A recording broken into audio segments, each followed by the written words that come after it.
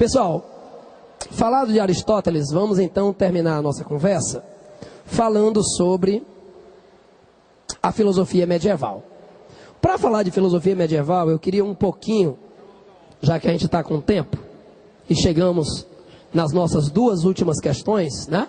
Então, estamos tranquilos, deu para a gente dar exemplo, deu para passar vídeo, deu para resolver todas as questões. Então, estamos tranquilos, estamos bem. Eu queria falar um pouquinho sobre a estrutura medieval. Porque você não consegue compreender a realidade e não pode compreender os pensadores se você não entende o momento em que eles vivem. Os pensadores, eles vão refletir o momento e a realidade que eles vivem. Então, eu penso de acordo com os conhecimentos que eu adquiri na minha época. Mas é lógico, já pensou? Daqui a 5 séculos, um século, do jeito que o conhecimento muda tanto, daqui a 50 anos, vai alguém pegar essa aula pela internet que vai estar lá guardada e vai assistir, e alguns fundamentos vão ter mudado, porque o conhecimento muda com o tempo. Então, a gente tem que estar em constante busca do conhecimento. E a gente tem que estar antenado com a nossa realidade. A nossa realidade obriga que nós estejamos o tempo todo correndo atrás do conhecimento. Dei valor, foi essa blusa do AC/DC, hein? Daqui eu vi. Muito bem. Muito bem. Dei valor, dei valor. Vamos lá. Vamos falar um pouquinho sobre o mundo medieval. Quando a gente fala do mundo medieval, a gente vai perceber o seguinte. Na Idade Média, tudo vai ser explicado pela fé. A Igreja Católica vai ser a grande instituição da Idade Média. A Igreja Católica, ela justificava todas as relações políticas, as relações sociais, as relações econômicas, as relações culturais, todas estavam controladas pela Igreja Católica.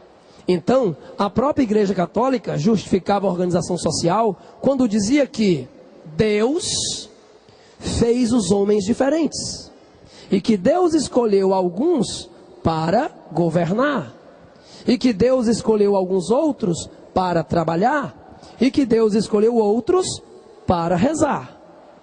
Erciliano, se a Igreja Católica dava essa justificativa, quem iria se opor ao pensamento da Igreja Católica?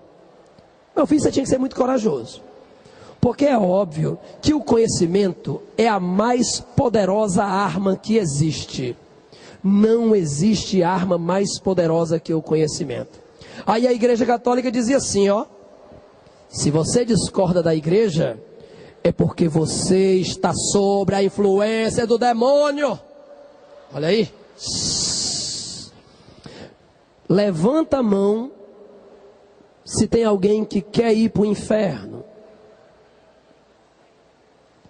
Não tem um. Professor, eu quero ir para o céu quando eu morrer, né? Todo mundo quer ir para o céu. Todo mundo é bonzinho, não é não? Todo mundo quer ir para o céu. Ninguém quer ir para o inferno. Ora, aí a Igreja Católica repassava os valores, repassava o conhecimento, e aqueles que eram contrários ao pensamento da igreja, que serão considerados hereges, que têm um pensamento divergente do pensamento da Igreja Católica, esses seriam então perseguidos, seriam punidos. Por isso que a igreja criou os tribunais do Santo Ofício, os tribunais da Inquisição, que meu amigo Márcio Miquiles um outro dia vai conversar com vocês. Miquiles já esteve por aqui algum dia já? Já teve, muito bem. Então um dia ele vem para conversar sobre a Idade Média e vai falar sobre os tribunais da Inquisição. Ora, mas é lógico que para a Igreja Católica poder justificar a realidade da época, ela tinha que ter todo o conhecimento na sua mão. O cara não podia falar besteira não, porque se o cara falasse besteira, ele seria facilmente derrubado. Assim, a Igreja Católica, ela vai ter nos mosteiros medievais as obras clássicas. As obras clássicas, as obras então, né, da filosofia grega, romana, elas ficaram então escondidas da grande maioria para um conhecimento apenas da Igreja Católica. Tem um filme sensacional chamado O Nome da Rosa. O filme O Nome da Rosa, que tem a obra também do Humberto Eco, né, que é o livro. O filme O Nome da Rosa, ele se passa num mosteiro. É com o Sean Connery. Se o filme é com o Sean Connery, presta, né? Não existe filme do Sean Connery que não presta. Então você está assistindo lá o filme O Nome da Rosa e o Sean Connery, ele chega num mosteiro medieval. E na época está ocorrendo uma série de assassinatos. Os jovens estão aparecendo mortos. E aí qual era a explicação na época do Abade? O Abade vai dizer: é a presença do demônio. O demônio está matando os jovens. Aí o Sean Connery, ele vai investigar o motivo das mortes. E ele acaba então chegando que as mortes estão ligadas à descoberta de um livro de Aristóteles, que era proibido da Igreja Católica, em que apenas poucos poderiam ter acesso, porque obviamente essas ideias eram ideias que iam contrárias às ideias da Igreja Católica, e assim, todos aqueles que tivessem contato com esse livro deveriam morrer. Lógico que a gente não vai contar aqui como a história vai terminar, porque aí vai perder a graça. Você pode então depois, lá no YouTube deve ter, na internet tem tudo, né? Uma coisa boa é essa internet. Ao mesmo tempo que tem tudo que não presta também, aí você tem que ter, óbvio, toda a sua postura, a sua inteligência, para buscar aquilo que presta. O nome do filme...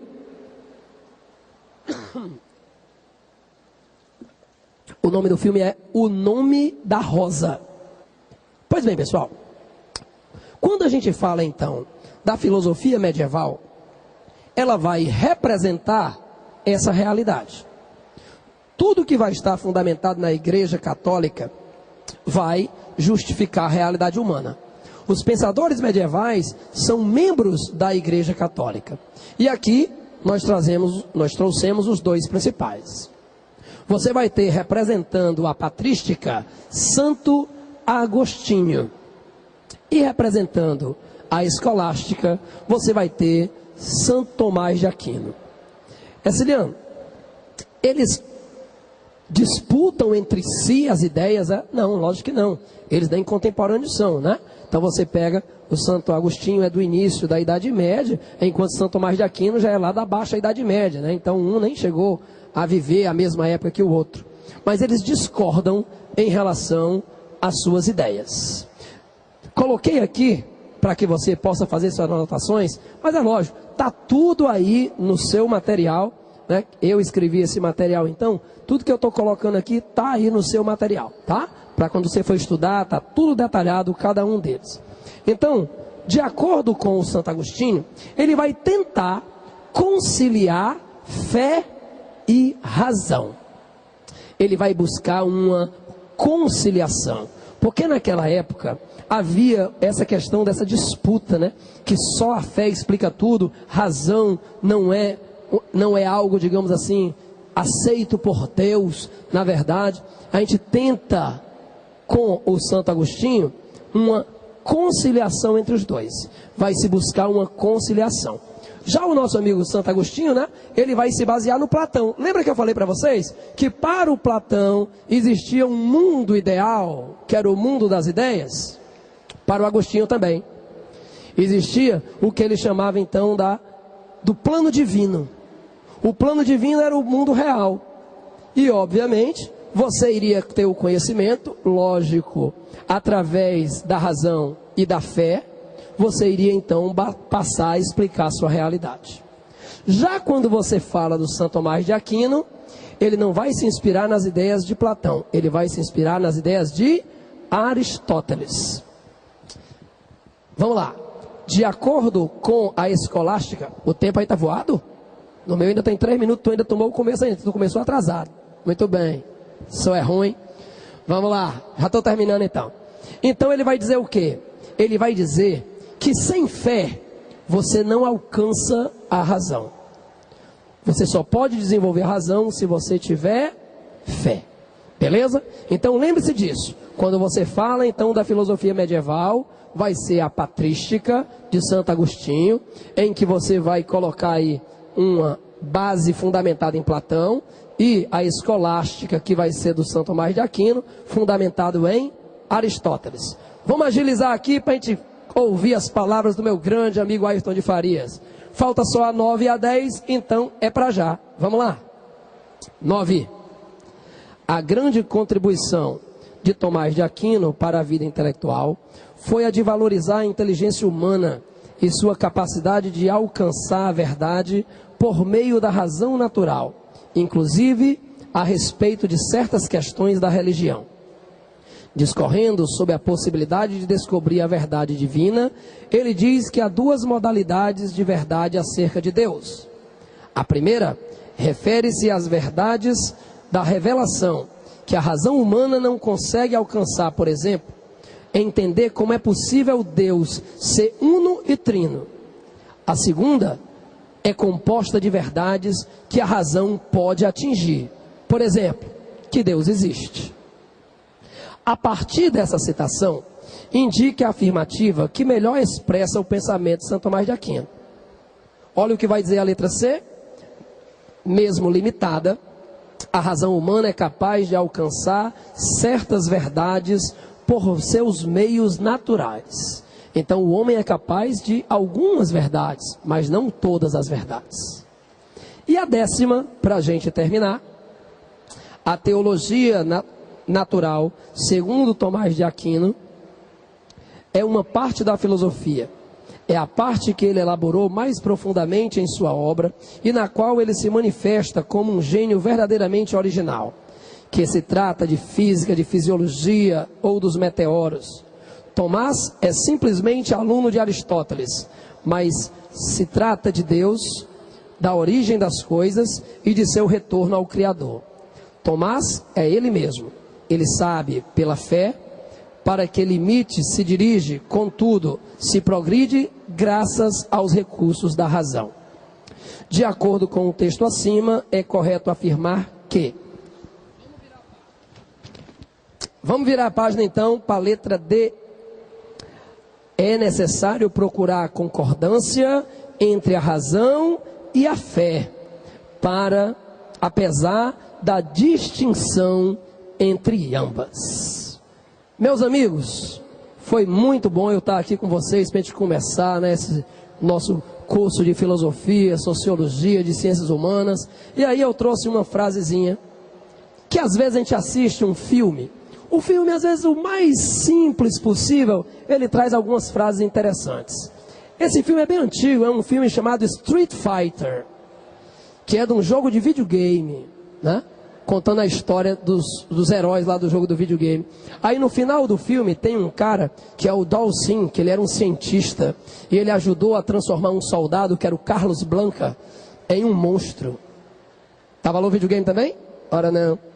Então, quando chega no final do filme, o Dhalsim, ele fica preocupado, o que vai ser do Carlos Blanca que virou no monstro? Aí o Coronel Gaio pergunta para ele, você vai ficar com ele? Por quê? Aí ele vai dizer, quando os homens bons não fazem nada, já fizeram o mal suficiente. Então se a gente quer fazer alguma coisa, a gente não pode cruzar os braços, porque a gente cruzando os braços, a gente aceita, a gente fica passivo à realidade que está aí, que não nos é favorável. Uma boa tarde aos amigos do Face, a gente está lá no Academia Enem, e quem quiser o meu Face particular, é só acessar. Um grande abraço. Bora aí, tá contigo agora.